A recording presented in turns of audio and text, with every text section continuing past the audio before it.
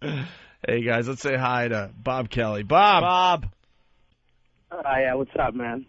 Colin was in the other day, and he was telling us a story about you and Seinfeld, and it was a little embarrassing. Yeah, that friggin' son of a bitch Seinfeld douchebag. Would you like to tell us the story? Yeah, I feel like I'm on the Tonight Show right now. Hey, Johnny. Norton's Ed. I don't want to be Ed. I want to be Doc. Take one up the keister. Is he gay? He always seemed a little flamboyant. Oh. Seemed a little Noah-like. Remember when he was filming Comedian? Yeah? Yeah. Seinfeld? Well, he was... That son of a bitch was coming down with this little camera crew, and I never talked to him. I never said nothing to him. I never say nothing to famous people when they come down there. And there's certain comedians. You're talking about the Comedy Cellar, by the way, where most of that movie Comedian was filmed. Yes. Thank you. Where all the big-time New York comics hang out when they're not on the road. Right. All right, there you go. Sorry. Thanks. So, this son of a bitch comes down. I never say nothing to him. I just, some comedians kiss their asses, Yeah. Especially if he was filming, so there were certain comedians, Godfrey, that would just, sticking their faces in. And I never said nothing to him. One night he says something to me. I say something back. I feel like we build up a rapport. Rapport? You know what I mean? Like it was what did he say? Organic. Excuse me? Yeah. What's the code? Because there's a door code to get down. Is this seat taken? Well, it was kind of like a little conversation we had. Yeah. So the next what was day, it? What was it about, Bob? Was it something like? All right, so it wasn't that much of a conversation, but it was enough for me to maybe say hi to him again. Yeah. You know Did what he I mean? ask? He said. Did he ask why you were looking at that midget and crying? Is that the first time he's done it? Yeah.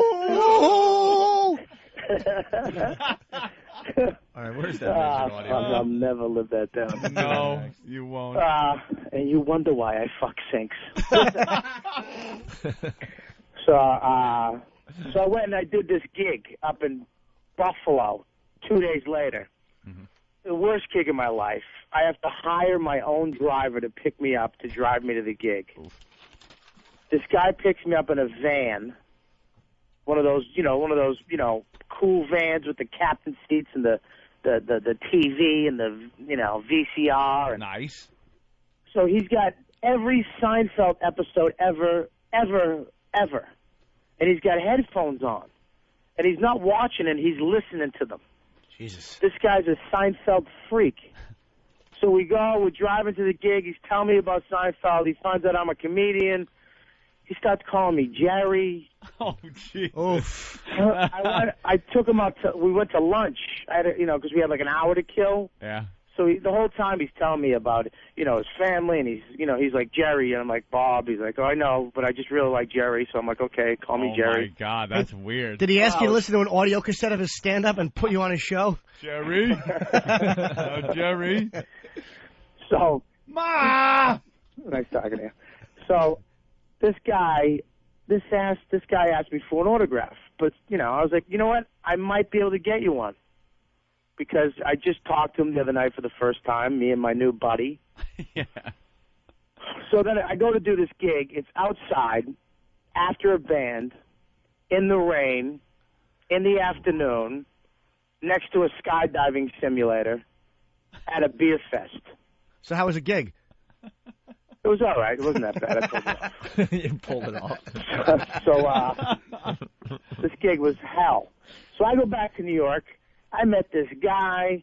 I mean, I lived the Seinfeld episode. Yeah. This guy, the whole gig with the thing and the flight simulator. I can't wait to see Jerry and tell him the gig, tell him about the gig.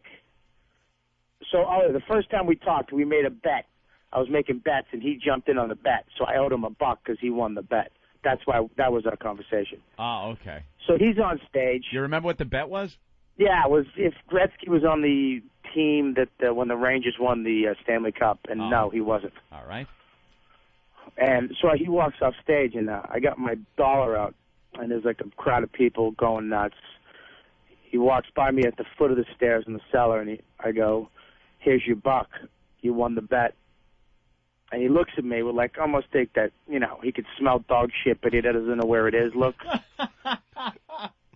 Yeah. And he took the buck, which kind of annoyed me that he took the buck. Of course. He didn't say, nah, it's all right, don't worry about it. He took it. Yeah. I go, but I got a story for you first. He goes, you want your buck back?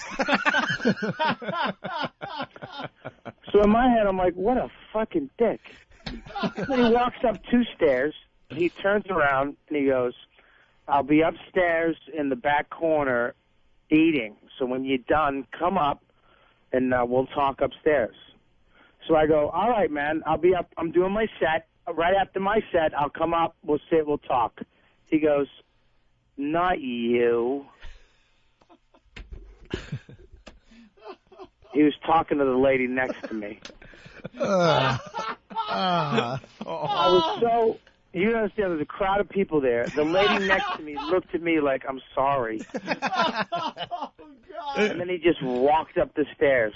How embarrassing.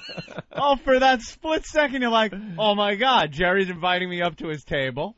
I'm going to hang. And then, not you.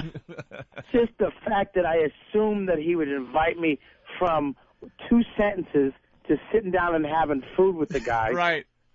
And I'm like, yeah, I'll be right. I said it so confident, too. I was like, good, I got to do my set, but right when I'm done with my set, Right. I'll be up and I'll join you. And Yeah, we'll talk about stories. I got to do my craft. Not you, in that Jew voice, that his just big fat lips, just not you. Ugh. That's a good story, That man. rings through my head. Anytime Of course it someone does. says not you, it rings through my head. You know how embarrassing it is when you're walking down the street and someone waves and goes, hey, and you wave back, and then you realize it's somebody behind you It's that the they're worst waving at, feeling. and you're all Obvi- embarrassed. obviously, yeah, It's yeah. got to be that times 1,000. Because Oh. it's Jerry Seinfeld, and you're in front of people, and that is the worst. When Colin told me that, I couldn't stop laughing and feeling bad for you. I cried like you at a midget wedding. Dude, let me tell you something. In my head, in like a split second, I literally saw myself being on his new show. I'm the new Kramer, and I was just a superstar. For a split second, like, Norton, Colin, just blowing him off. Jerry's inviting me to his table. This is great. All right, I'll be up right after I do my set. Not I finally made it. you. Like Jerry will tell people about Bob, like, oh, you got to sit and talk to this guy. He's out of Yeah. his mind. He's crazy. Yeah, exactly. Bob, they've offered me a show, and I need a help. I need a writer, just like Larry was on Seinfeld. I'd like you to be on this new project I'm working on. Yeah, we need a professional person who knows about eating ass and all those. And effing sinks and Maybe you could be the tear Nazi. People, The tear Nazi. people come in with a sad story, you just cry, and they walk out of your establishment. God forbid I show emotion to a little girl who can't touch her face. Little girl, she was a woman. Just happened to be 2 foot tall. we finally got the audio of that. We're going to play after the break, by the way. Finally. We've been looking for that audio for weeks. All right, Bob, we're going to let you go. We might call you back because I think we're going to play the midget audio as well today. All right, guys. I love all of you guys. You're the best, Bob. Not you. Well, See you, man. bye. All right, there goes Bob Kelly. Oh, how awful. Is that just an embarrassing story? That's great. Like he's looking up the stairs at Jerry, looking down at you. He says, when you're done, come on up. We'll eat and talk. And for that split, because you know, as a comic, he's standing there going, this is great. Oh, my God, what an in. You know, if you're going to network with a comedian, Seinfeld's the guy that you want to network with. The guy, you know, took stand-up comedy and turned it into what every stand-up comic wants, the most successful sitcom in history, you know? And there he is, ready to go. All the fantasies rushing through Bob's head. Oh, yeah, I'm going to do this. I'm going to tell the friends he's going to tell. He's thinking about the friends he's going to tell that he hung out with Jerry, and he invited him up to his table. And the comedians that will see him walking in. Right. Like, we're all walking in, and there's Bob at Seinfeld's table chatting, having some fun. Away. Jerry throwing his head back, laughing at Bob's banter. Bob going, dude, I just can't do it. I can't give you 6 weeks, Jerry. I can't. It's impossible. It's impossible. And then in that split second, not you. Because the Comedy Cellar, when you walk out of the showroom, you can make a right to leave, or the steps up to the left will take you up to the olive tree, and it's very cramped. Yeah. And everybody, if Seinfeld was speaking, everybody is silently listening. Of course. Everyone heard it. What a wonderfully horrible story. Oh, dude, it's just awful. That is irreprehensible.